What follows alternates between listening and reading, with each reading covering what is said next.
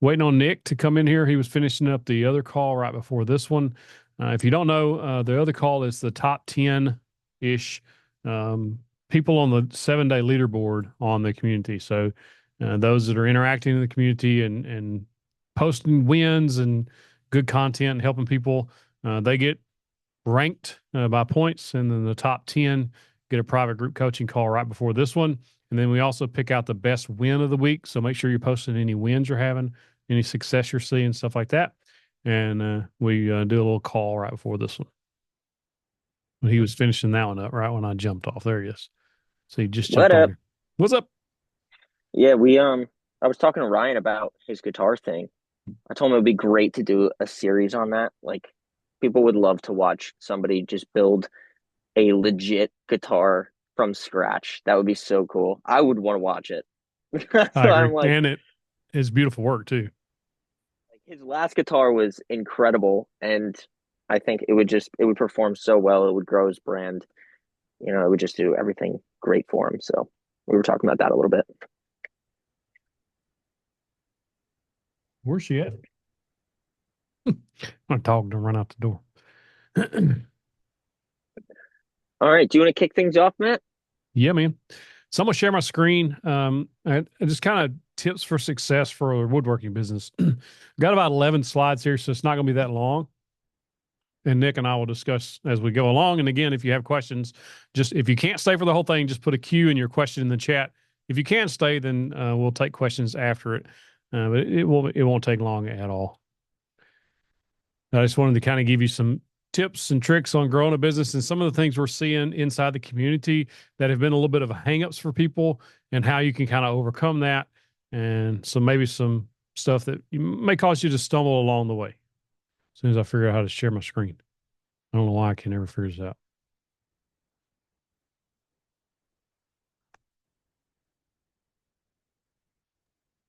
It's here It's the somewhere. share button right in the middle.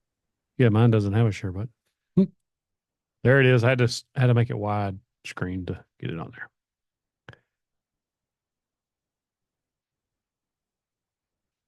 Can you see it? We're good. All right, so this is tips for success. Nick shared with this with me earlier, and I thought it was genius. I love this. Can you see the graph there, Nick? Yes, All sir. right, so if you look on the left, the bottom row of numbers going across the bottom of the screen is your IQ. Your business IQ is what I took it as, and the far left, you kind of got the Neanderthal guy. He doesn't really know what he's doing. He built something and now he's selling it, right? And that's kind of how I started. I just built it and sold it. I didn't really think too much about it. I just done it. And then you got the guy in the middle, and he's like got the mid range IQ, but now he's getting jumbled up with all of these questions like everything's coming at him at once, right? He's got the business plans, the logos, taxes. Does he need a website?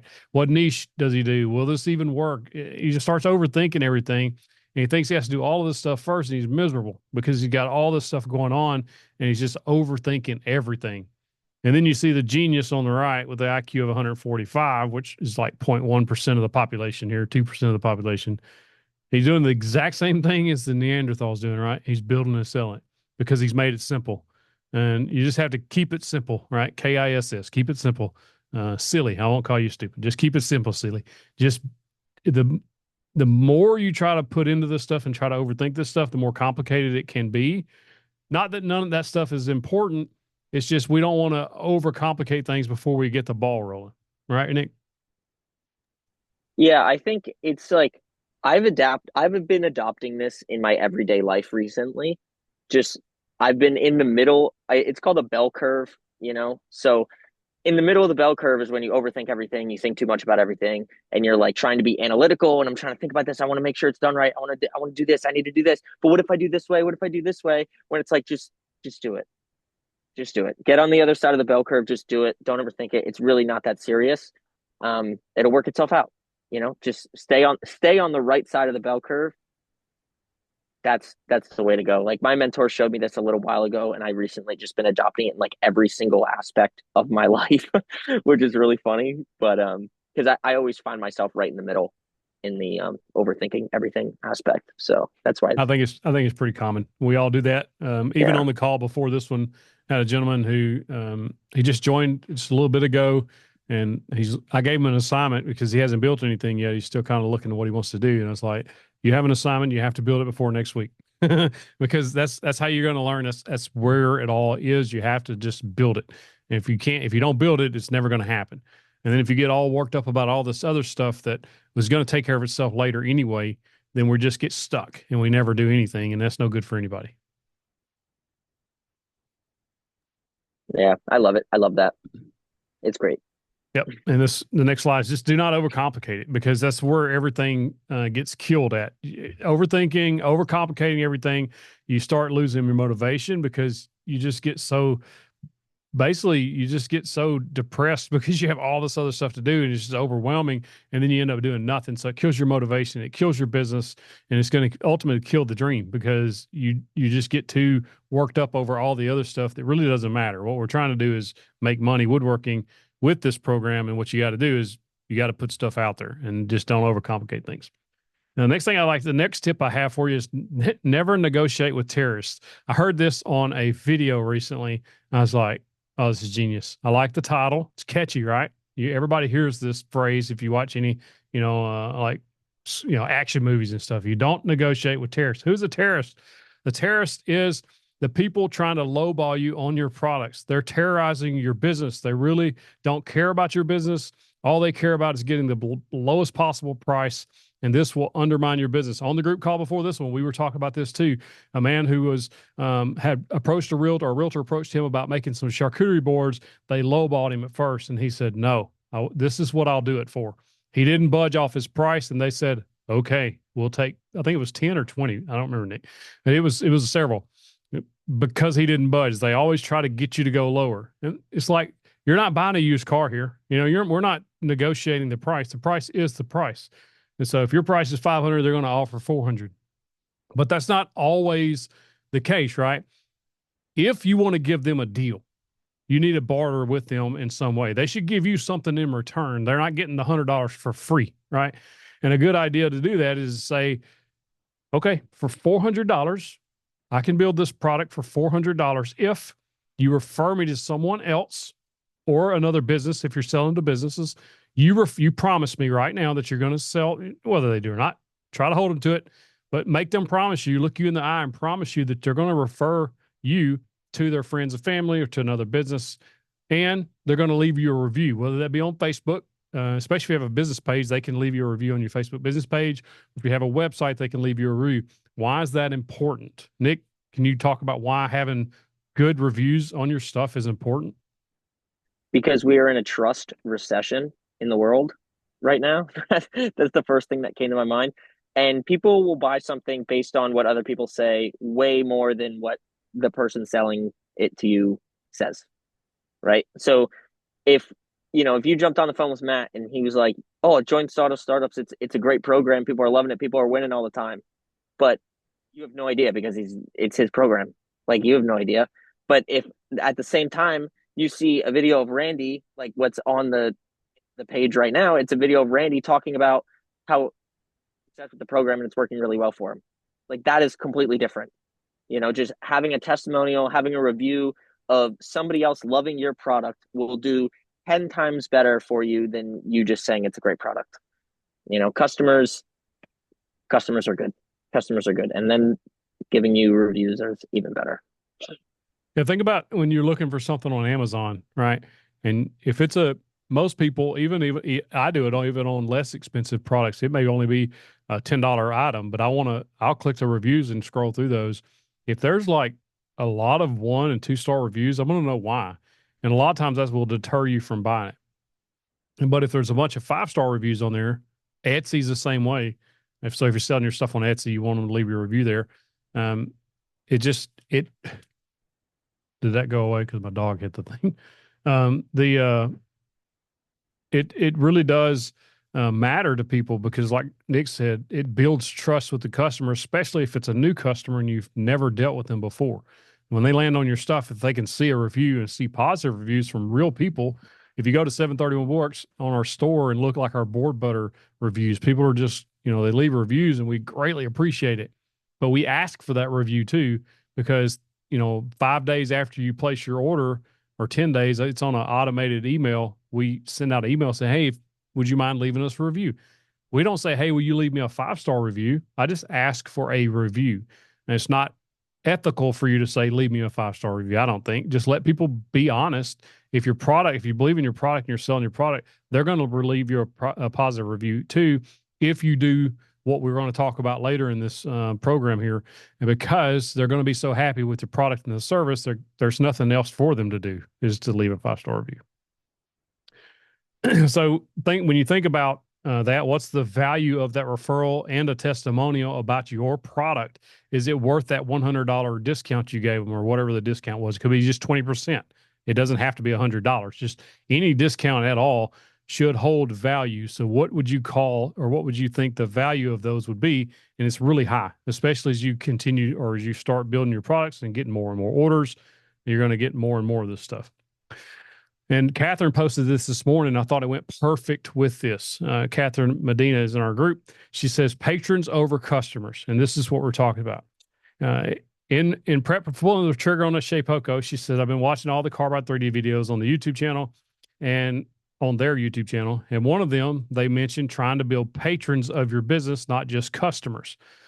The difference is patrons keep coming back and they buy from you consistently in some form or fashion. About an hour after watching that, she got a text from one of her past clients who I've probably done 4 orders of acrylic cuts for, and they needed 100 acrylic blanks for the wooden blanks, and they make. It's easy because she already has the files all set up. All she has to do is send them an invoice. She said, I do enjoy the Patreon road to business. I'd rather build a relationship and trust with my clients and have them keep coming back. Just something to think about. And so it's one of those things like the repeat customer is what's going to grow your business faster than anything else. And a lot of you in here can already attest that. I know Todd, Randy, and a bunch of you others in here for a fact that when you get that first order, they typically will come back and order something else. We had a gentleman on the group call today. He made a bunch of pumpkins, wooden pumpkins for. They were basically using the money to help the hurricane victims in North Carolina. He made several of them. And when people come to pick them up, they said, what else do you do?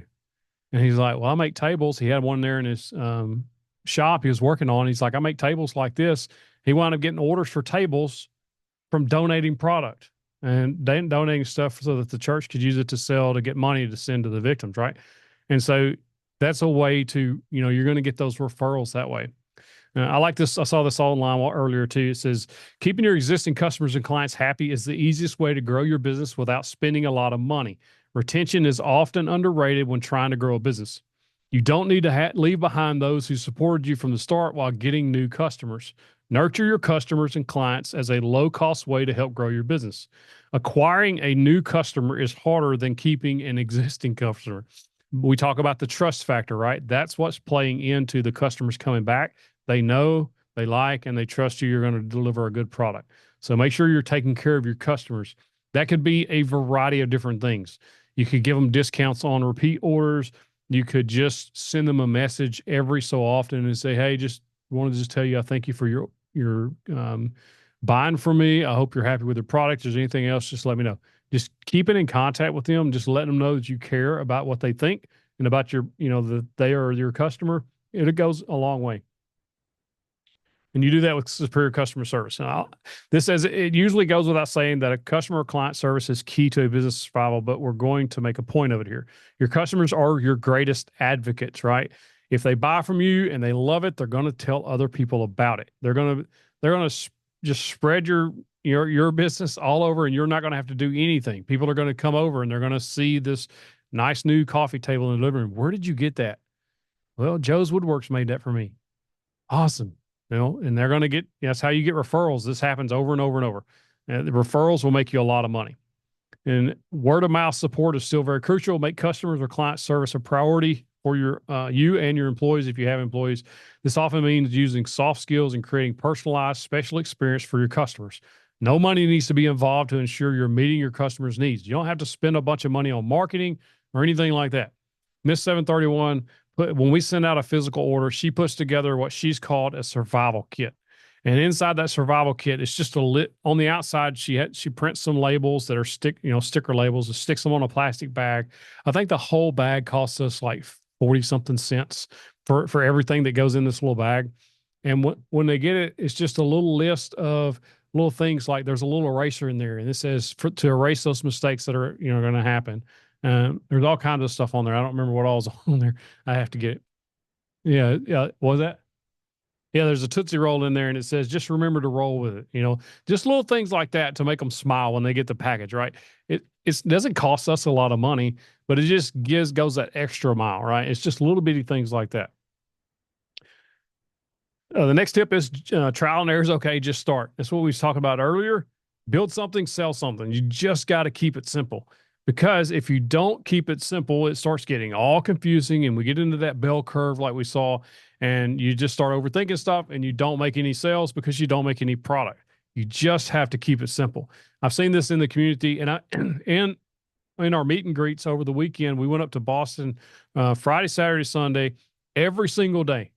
All 3 days, I talked to more than one person a day. We're talking 3, 4 different people every single day that had the same thing going on. They hadn't started yet, or they weren't making any sales. And I would say, what are you building? Well, I haven't started yet. Or I don't know what to build. Or I'm scared I'm going to fail. The same line of thinking, right? And we all get stuck in that. But the only way to succeed here is to get out and build something. And that's the main thing. You just got to build it. And then from there, it's really simple. You have to ask for the sale. Build something, ask somebody to buy it. You get asked hundreds, if not thousands of times a day to buy something online, on TV. Like, we're inundated with ads. People are used to being asked to buy something. Now, depending on the ad, on how it's asked. Same thing if you post something online for sale, you're asking somebody to buy. It's basically your ad, even if you don't pay any money for it. You're posting that for sale because you want people to buy it. Or you can ask friends and family, that sort of thing. You have to ask. Success leaves clues. If it sells fast, repeat it. And we've seen this over and over as well. If something is selling and you like building it, then keep building it because it's working. You can always raise the price as you go along to make more profit and to make it a little more better for you. If it doesn't sell, that doesn't mean it's a bad product, though. It just might mean you need to tweak the pictures up. Randy is in here. He can attest to this. He had a bench that he was trying to sell, and it wasn't selling. And all he did was tweak the pictures on the listing. And then within the first couple of hours, he sold 3 of those benches just because he changed the pictures. Your pictures matter. They matter massively as you're posting these online.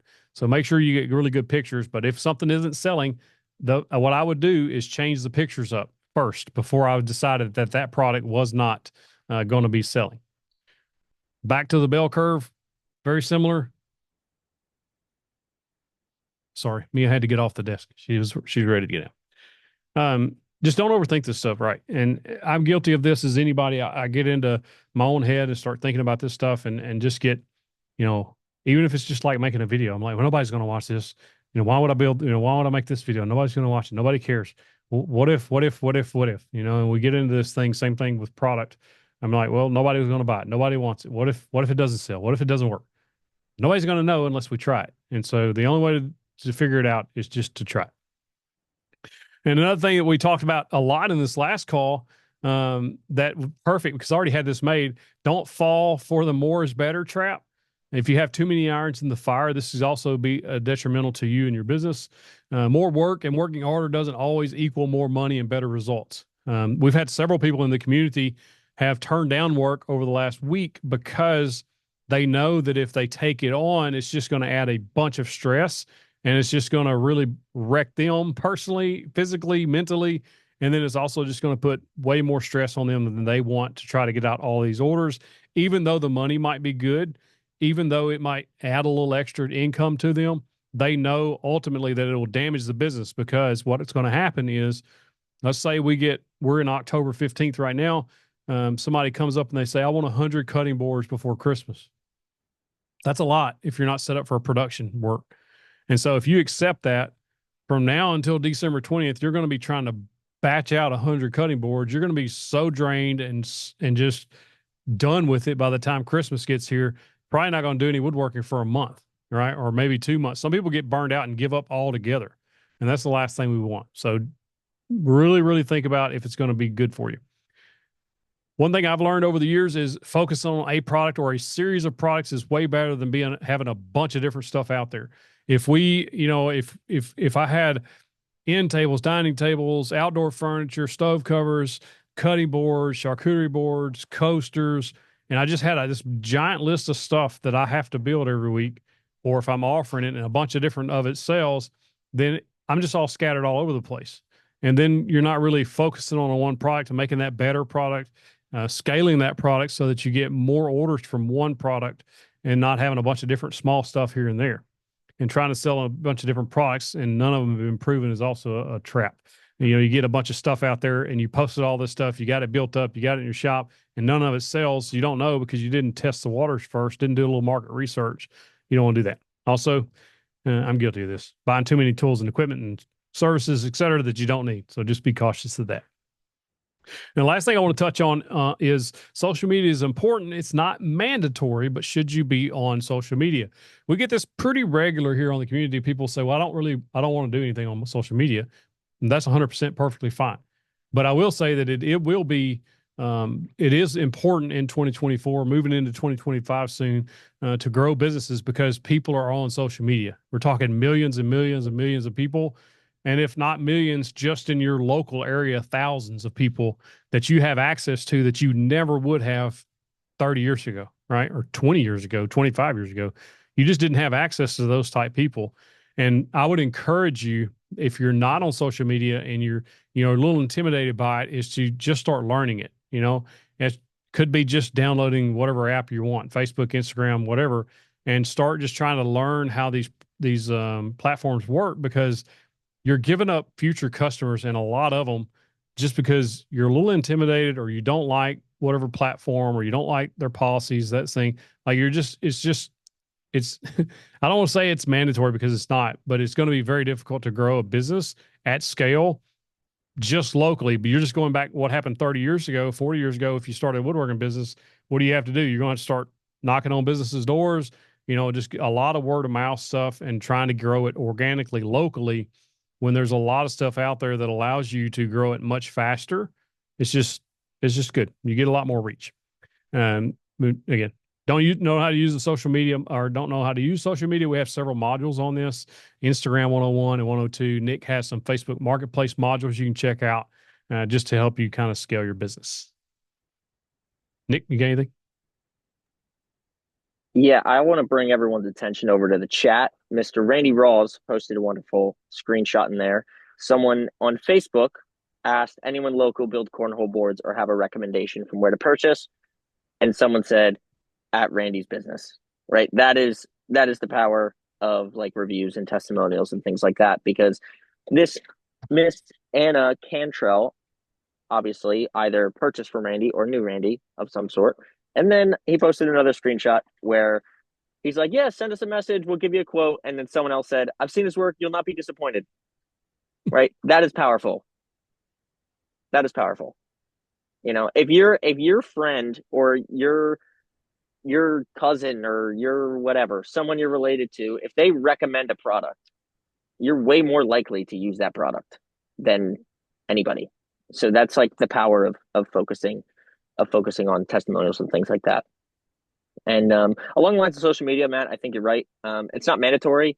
If you just want to make some extra bucks and just carry on like the way you're doing, then you don't really have to if you don't want to. If you don't want to put in the work to do all the social media stuff, because it is a lot.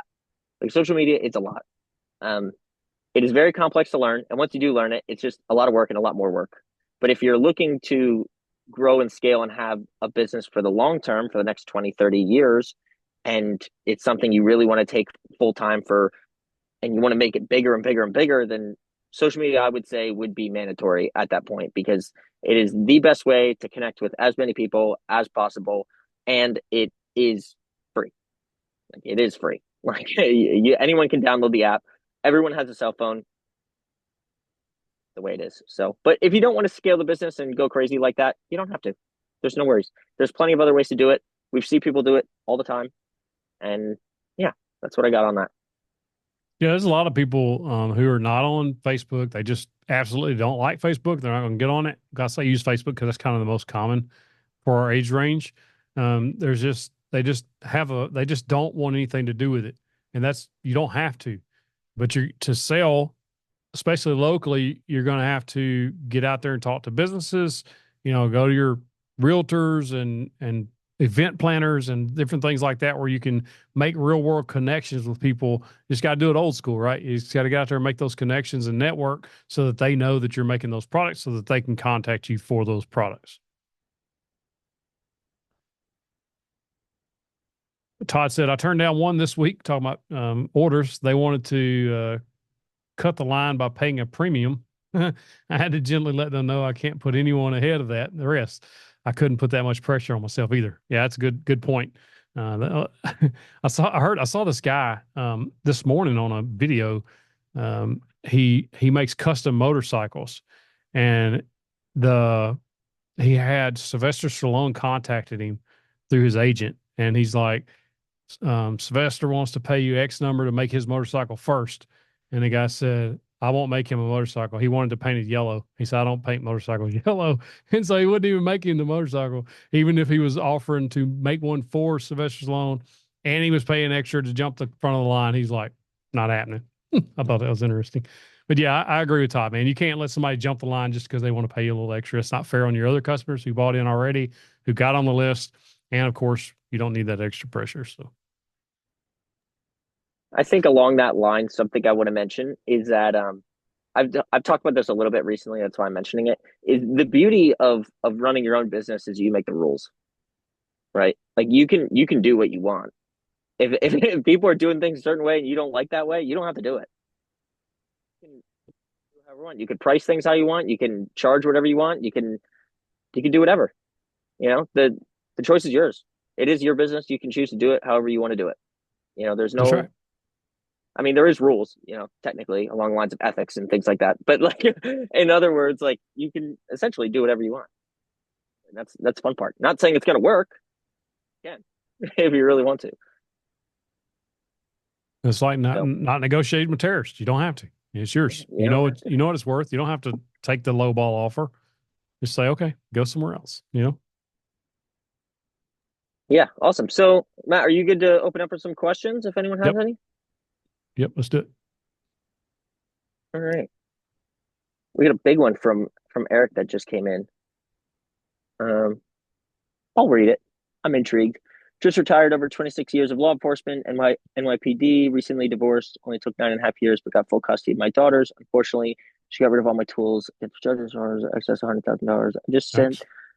sold some of my high-end guitars and amps and have accumulated a good amount of money to invest in myself in my woodworking journey. I'm getting all the necessities like a table saw, miter saw, routers, sanders, etc. But I wanted to invest in a good quality laser engraver, cutter, 3D printer, and a 4x2 CNC. I wanted to invest in these because I have the money now. I wanted to know your thoughts and, of course, any affiliate links so I can pay it forward. Thanks and be safe. Jumping in with both feet, as you stated in your motivated mindset video. Yeah, Eric. I mean, if you have products that you're going to make with these items, and you've kind of done your research, and you kind of know that okay, I can make these, I can make money. I'm all in. I wouldn't want you to go, okay, I'm buying all of these things because I think I can make money, or I just want to have a CNC that just in case type thing. Just make sure that you kind of hash this out and look for, do your market research and say, okay, I know that these items will sell, especially you're retired. Thank you for your service from the New York PD. I don't know the legalities of their logos and all that stuff, but you might can look into making products for the people you already know in that niche, right? So like custom items for retirement gifts and things like that for police officers, FBI agents, that kind of stuff, or just memorabilia, that type things could do really well with a CNC and a laser engraver, because those things are like perfect for those items. And so you might already have that in mind and start doing that. as far as affiliate links and stuff goes, if you use any of link in the videos I've already put out on those items, if you click that link, I should get credit for it, but it's not necessary. I appreciate that offer. But if you just want to go direct to the website, you can do that too. But the main thing, I just want to make sure that you got something going on. Yep, he can make those items through the Detectives Endowment Association. So that's great. So you already got a line of products, or at least a line of customers there that you can target with these items that can make custom stuff. And so if that's the case, and you already kind of know what kind of products you can make and what kind of you can charge for them, then I don't see anything wrong with it if you want to invest your money in something like that. They can definitely make your money back really quickly if you got the right product in front of the right audience. I know we was talking to, I think it was somebody earlier, Michael, who said that he had somebody was offering him to make some speaker boxes for radios and things like that, and he just bought a CNC. And the guy told him, he's like, "Oh, we're fixing to pay that thing off quick, just because he's going to be able to make those products so fast."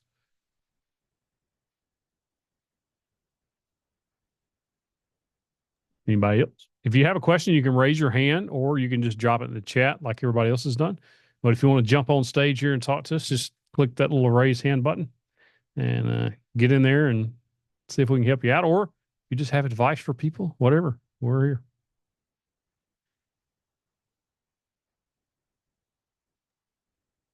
Benjamin's got one.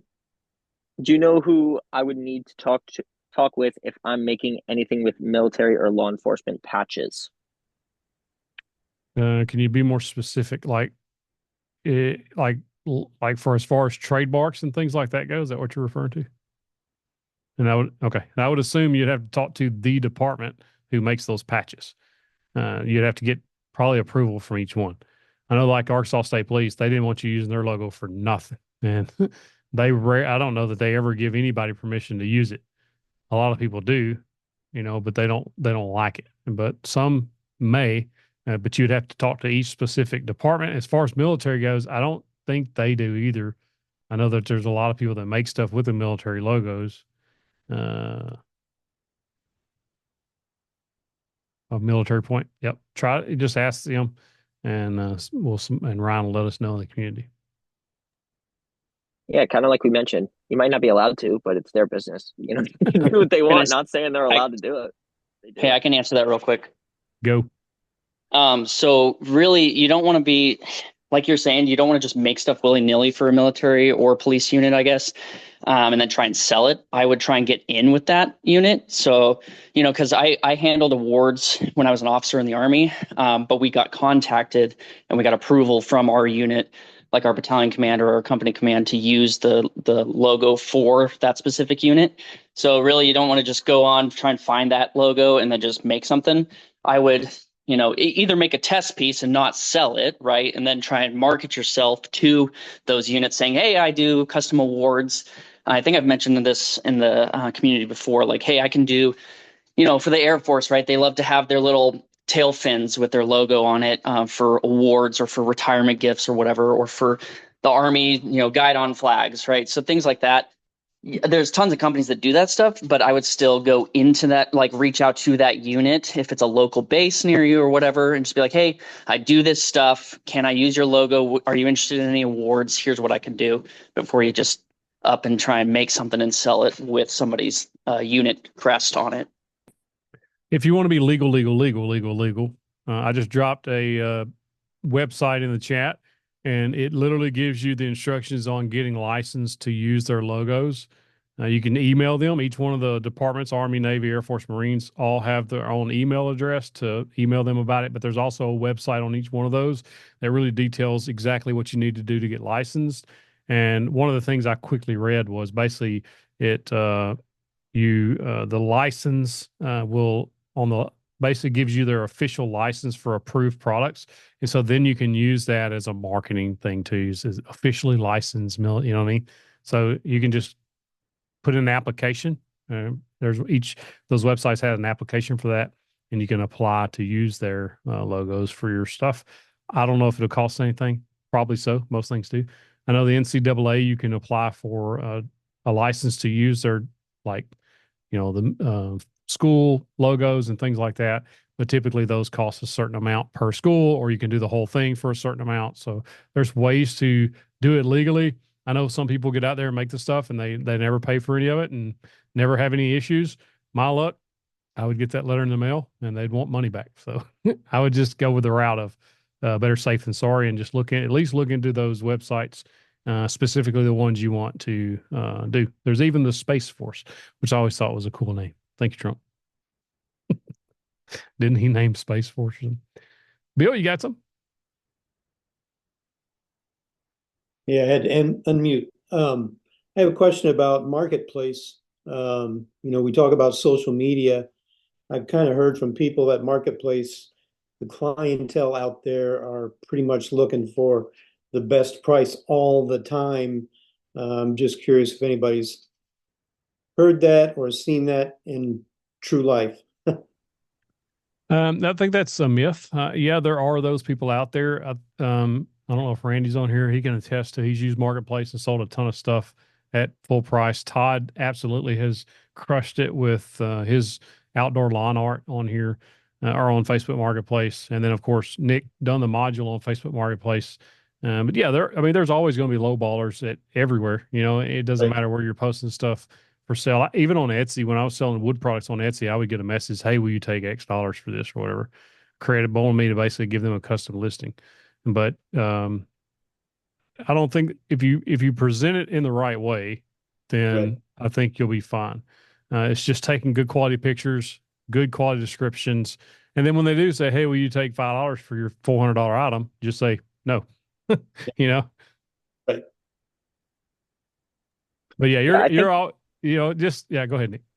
I was gonna say I think a lot of the time people get that information. It's more so from negative Nancy's where they're like, there's always a problem. Like, oh no, you can't sell there. That doesn't work. It's like, well, have you tried or have Right. you done it properly at all? Like Todd has a professional looking listing, and people take that more seriously than just a table sitting in a backyard that says table $200 with no description. Obviously, I would even reach. I'd be like, I'll take it for 100.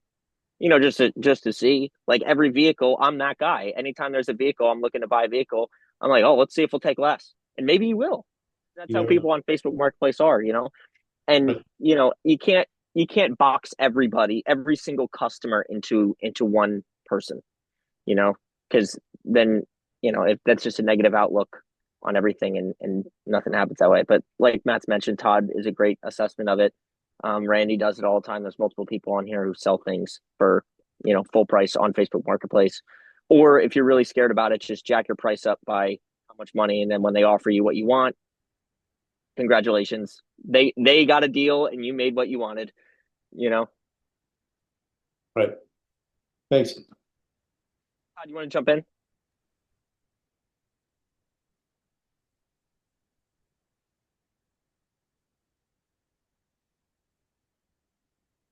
See if we can get Todd unmuted here.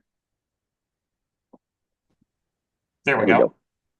Yeah, I had several people with my ad saying, well, your ad says 200, and well, it says actually starting at 200, and so I've had people, try to negotiate down. For me, I don't, but I can sometimes say, well, that was for, the $200 starts for a 3-foot sculpture. The ones you saw on the ad are 5 feet, tall. So if you want a 3-foot tall, I can do it for 200. That's my price for those. So I do have some leeway there just by going down smaller in size. But yeah, I never take an offer because it takes too much time and effort to build these things, and I don't want to give my work away. So yeah. I like Todd's strategy too. This starting at this price, and then he just has bigger sculptures for more money. Because Todd, I don't know, you don't sell many of the $200 sculptures, do you? It's more the bigger ones. I have sold 0 at 200. There you go. Yeah. There you go. They usually, I think it's been 285 and up. There you go. That's kind of the McDonald's strategy, right? You pull up and Nobody's getting the regular size, nothing. They're supersizing everything, right? It's the same Yeah. thing. I'm serious. It's a legit psychological selling thing. Like it is a thing. If you're going to spend 200, why not go ahead and go 285 and get the bigger one, right? Yep. And I sometimes, I have different bases that I can put on it. So, if I do a paver stone base, it's a little less expensive than if I go out and get a real like bluestone slab for it to mount on, things like that. So, there's some upsales, that can happen with it. But most people are totally fine with paying what I ask. Very few people just completely refuse, and say, well, I'm not going to get it if I don't get a deal. Well, that person's just not my customer. Exactly. Yeah, They're the guy down the street's customer. And exactly. And fortunately, in my niche, that doesn't exist. I'm the only one. So, that's a good thing about having a unique product. And then when you start negotiating, you're wasting time. Like, who has time to go back and forth with somebody because they're nickel and diming you to death? Like, it's just a waste of brain power in your time of answering them back and forth over, will you take 200? Will you take 185? Well, if you take 185, I can do 150. Just go away. yeah, it's just like the person that wanted to cut the line. I mean, that's basically like asking for a discount. Even though they wanted to pay a little bit of a premium, it put a super crunch on me. They wanted it by Thanksgiving, and I've got this show that I'm doing ahead of that, and a vacation. It's just like not worth it. They could have, well, maybe $400 or $500 extra, but not 30 or $50. No way. Yeah. Appreciate you, man.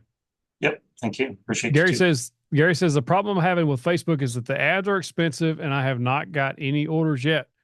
Todd, how much have you spent on your ads? Sorry, you're already muted again. Zero. Exactly. So you can literally make a Facebook Marketplace post on your personal account absolutely free, and it can go bananas like Todd's did. He's made a lot of money off that one ad, hundreds of thousands, 100 and something thousand views on that one Facebook Marketplace listing. You don't have to boost it. And that's where taking good quality photos comes in, and having a good listing, a description like we were just talking about, will make or break that listing. And there's no reason to boost that with a bunch of money when it can get the organic reach for absolutely free. Now you post it, nobody clicks on it, nobody talks about it, nobody, not getting any feedback on it or interaction with it. Make a new post with different photos, right? And see if the different photos will make a difference. And then if you start getting a little traction, don't touch it. Just leave it alone. Let it do its thing, right? And so, yeah, I wouldn't worry about trying to put a bunch of money on this stuff. Just use your perk, because you can't make a Facebook Marketplace post with a business account. So if you have Joe's Woodworks on Facebook, unless it's a actual personal account, you can't use that. But you can do it with your personal account or one that you put up there with a name on it. If I'm not mistaken, there's somebody in here that has their woodworking business as a personal account, and they just use the name of their woodworking business and they can do whatever. You got something else to add, Todd?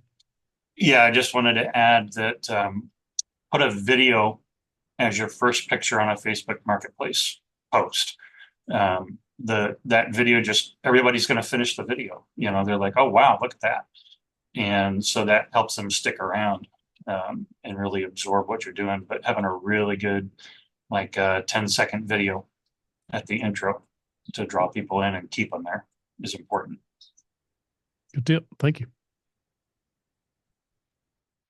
And then I think so. I'm gonna go back to the top of the questions here in the chat. Mr. Joseph Blade said, "I feel like I'm stuck getting a lot of traction on Instagram and engagement as well as on Facebook, but I'm not getting the conversion to sales." Joseph, are you in here? Can you unmute yourself? Yes, I'm here. So what do you got going on? Elaborate a little bit more.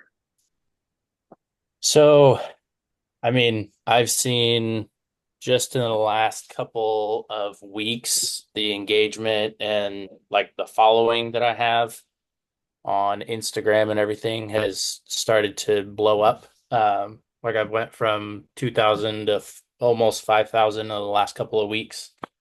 And I've got a website for my woodworking. I have a couple things on Facebook. The only thing I don't have is Etsy. I did have Etsy for a while, but I wasn't a huge fan of the fees to have things listed. So I went and created my own website with Wix. But yeah, I'm just not seeing the conversion to actual sales with the products that I have listed. Can you send me the website or drop your website in here? Yeah. Because it could be a lot of things. Sometimes it's like just the type of content you're posting. I'm not really sure what that is. But like the type of content you're posting could have something to do with it. If your website's not very good, like we mentioned before in the beginning, um, we're in a big like trust recession. So if people don't feel comfortable purchasing from your website, then they're not going to buy from it. And that's Sure. why, a lot of the time we'll say like, oh, it's easier to put an Etsy link because people are really comfortable with it. But it's like a price you have to pay because the fees aren't fun. You know what I Right. mean? So that could be part of it. Your website looks good now that I'm Yeah, looking the at it. website looks great. Thanks. What's your Instagram? Is it bad art? Yeah, it's bad and then a.rt.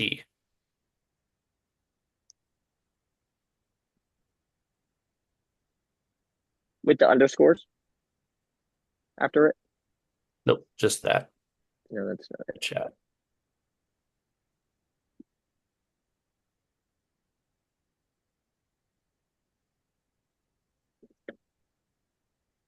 Oh, okay. So you're talking about conversions on here. I see you're posting stuff. Are you asking people to buy stuff or are you just posting your stuff?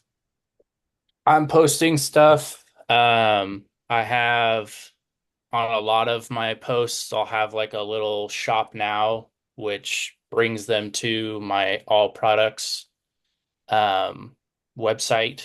Um, yeah, I like the first post right there is one of the chessboards that I have that's on sale right now. So I've tried all sorts of different ways of a lot of things. So are you mostly building cutting boards and things? Yeah, cutting boards, chessboards, charcuterie boards. I do also do furniture, but right now the most of it is what's on the website, which is chessboards and cutting boards and stuff. Okay. I have a little something I wanna tell you. This is more complex, so I would not recommend anybody else follow this information. I'm gonna tell you because you have a lot of attention on your Instagram. What I would do is I would do a a launch date. Like I would shut things down on your website and make it unavailable to purchase until a certain date. And then I would, on your social media, I would hype up that date like crazy. Like what is today, August 15th? Say, what is it, September? Say September 1st, right? You're doing like a launch on September 1st. So you have a bunch of No. products ready for sale on September 1st and you promote it and promote it and promote it. Like September 1st, like this is coming out on September 1st, or I'm doing a sale on September 1st, and just let everybody know, everybody know, everybody know. And then on September 1st, you just promote like crazy, like the site's live, blah, blah, blah. Like I have all my things for sale. Sure. And that would be a great way to like kind of ramp up like sales at once. It's like, it's called like whisper, tease, shout is the marketing strategy behind it. So like you have a bunch of traction, which is really good. But I think where it's lacking is like promotion to asking for the sale, Okay. if that makes sense. So that's like Yeah. it's like an old school, not, I wouldn't say old school, but it's like more of a new school, like online business, Whoa. like marketing strategy. Um, so I would definitely take that into account, like have a date and then have like X amount of products for sale on that date. And then tell everyone about that date that you have like a new product line or a new something coming. Like, hey, I'm building up all this stuff for this new launch. It's going to be really exciting, blah, blah, blah. And just keep letting everyone know, remind them every single day, this date, this date, this date, this date. And then on that date, announce it. And like, hey, everything's for Sure. sale. It's going live on discount for X amount of days, blah, blah, blah. And then, and then after that date, the prices go up to normal or Okay. something like that. Yeah. And like now it's October 15th. Like you were saying, it could be a week, it could be 2 weeks, whatever you're comfortable with. Um, Christmas is coming. So like get ahead of it, now, if people's going to buy stuff for gifts, especially cutting boards and Those chessboards, man, them things look fantastic. It's a good job on those. So Thanks. you could just like really hype those up, especially if you have some of these already built, sitting there ready. You just, like he said, take it down and try that. I like that approach, and it usually works pretty well for people. And what Okay. you could even do if you're pretty tech savvy, which it looks like it, you could do a Instagram broadcast channel on your Instagram, and you can have people, if you want to know more information about this, sign up for the broadcast channel, and then you can like push everyone in there, so then you can promote within that broadcast channel. So you'll gather people who are interested in your product, right? Okay.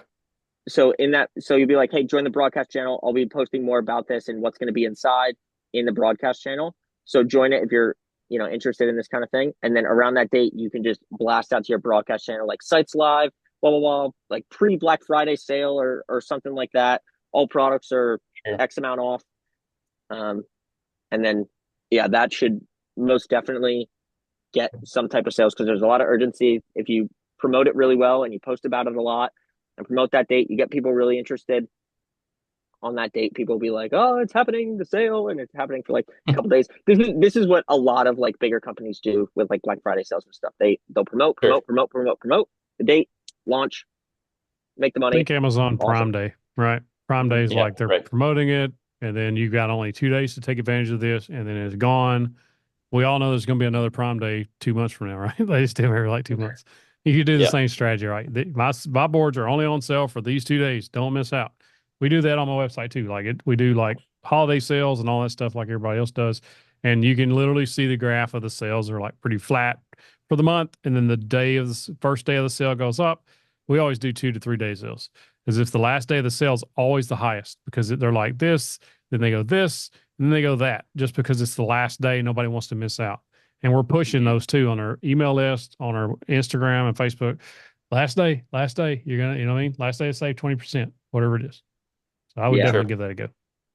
Yeah. If you do all Cool. the promo right and you get all of that going properly and you put enough promo out there, you get people excited, you should get 25% of your sales on the first day, 25% in the middle, and 50% on the end, because everybody procrastinates. That's just Everybody. how Yeah. everybody procrastinates. And then on the last day, like, spam them. Say this is the last day. Like, send out multiple things. Like, it's okay. You're allowed to do it. Like, you provide a bunch of value to people, and then at the end, you're like, hey, this is the last day. Blah blah blah. I'm sure some of you guys have seen like us do that with this program before. We've gone on sale, had it for a last day, and then cut it off. And we're like, that's it. So just inside scoop. But as for everybody else, I would not follow that, because Joseph specifically has a lot of attention on Instagram, and he has the following for it to be able to do that kind of thing. Cool. So, Thanks. yeah, of course. Andy, you got some?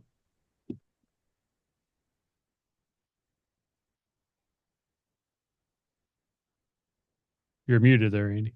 There you go. Yeah. Okay.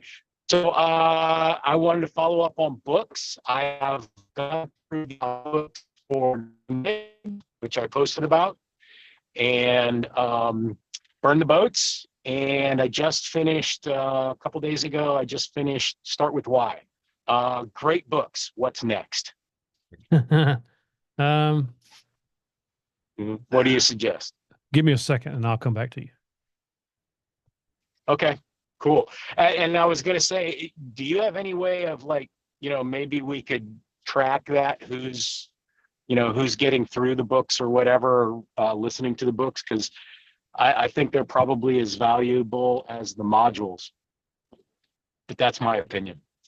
Thank you, man. I'll let you know in just a second. Okay, cool. Joe? Hey, this is Brittany right now. I had a couple of questions. So, one question is, we have an order to make a sign for someone, to engrave a sign. And the wood that he chose was this ambrosia maple that we found at a local store that we have here. And so my question is, there's this like big knot in the board. And so I'm just wondering like how we would deal with that in like doing the engraving. It's a laser engraver. It's not a CNC. You can fill it with either like a 5-minute epoxy or even CA glue. It doesn't look like it's that wide. I think Mhm. the issue is going to be it's going to, depending on how the logo and all sets on it or whatever you're engraving on there, that may kind of obstruct things or make it look kind of weird if that notch right in that center. And Right. then like if you have a like a I don't know, a phrase or a word going across there, it may, especially with the laser burning it, it's just going to be like kind of, it may blend in too much and it may not look great. Right. I don't know any other way of discoloring the knot at all. I mean, it's just Yeah. there. And the only other Right. option would be maybe be to color the whole thing, but then it kind of takes away from the wood. That's true. And should we do the CA glue and stuff before engraving it or after? Well, I've never engraved on epoxy, so I'm the wrong guy to ask that. Okay. I don't before Gary says before. So there you go. So I would, if I was doing it on CNC or working with it in any other form, I would always do it before you start. That way it's already done. And if it's a fairly wide crack with CA glue, you'll just do a little bit at a time. And that way, because if you do too much, what winds up happening is if you put a lot of CA glue in there and you spray that activator, a bunch of bubbles get in there. And when you start working with it, it just starts kind of looking like crap. So you have to just kind of do it a little at a time. So if it's really wide, you can just fill about half of it up, spray that stuff on there, let it dry for 5 minutes, and then do it again. It may take 3 times or so, but once you get it all the way full, it should be good to go. Okay. Um, uh, my husband's on the ambulance today, so that's why I'm here. But Gotcha. and then another question I had was so we've made some of the basic side tables that you have the plans for. Mhm. And so I posted them on Marketplace and we have people asking for them. So someone wants one like it, but with like a round top instead. And so the only problem we're having is like how much to charge for them. I put like 65.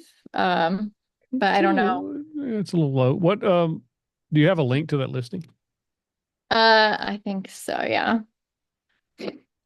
I can post it on here. And I've had like a couple people message us for it, but some people haven't like just stopped responding. Yeah, they do that. They'll ghost you. You'll get that quite a bit on Facebook where you're back and forth, and then all of a sudden you don't hear anything out of them. Yeah. Michael Lee says, be sure to understand that a knot will engrave about half as deep as the rest of the wood because it's harder. Oh, okay. It's 12 o'clock. I'm trying to pull up the posting. While we're waiting,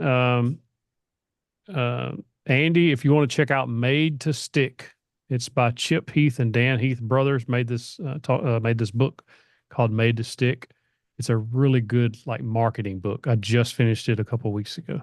I'll drop a link in the chat to the Audible. I think you listen to Audible, but Made to Stick's a good one.